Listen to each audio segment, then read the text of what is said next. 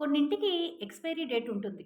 బహుశా మన కళలకి, సంప్రదాయాలకు కూడా రాను రాను తరాలలో ఈ కనుమరుగైపోయేటువంటి వ్యవస్థ వస్తుందేమో! ఈ మాట ఎందుకంటున్నానంటే, తెలంగాణకి మాత్రమే చెందినటువంటి ఈ పూల జాతర బతుకమ్మ పండగ 3 చప్పట్లతో కాస్త నడుమును వంచి ఆడాల్సినటువంటి ఆట.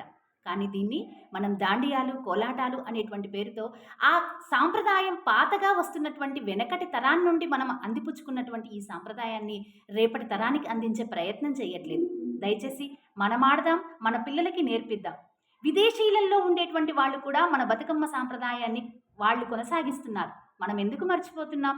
మనం ఇక్కడ స్త్రీమూర్తులందరూ కూడా రంగురంగు పూలను తెచ్చి శ్రీచక్ర ఆకారంగా బతుకమ్మను పేర్చి గౌరీ దేవతగా ఆరాధిస్తూ వాళ్ళు కూడా చక్కగా అలంకరించుకొని పట్టు వస్త్రాలు కట్టుకొని పిల్లల్ని కూడా పట్టు లంగాలలో తయారు చేసి ఆడేటువంటి ఈ సాంప్రదాయమైన ఆట మనం తర్వాత తరానికి అందిద్దాం. మనతోటే దీన్ని ముగింపు పలకకుండా చూద్దాం. Thank you.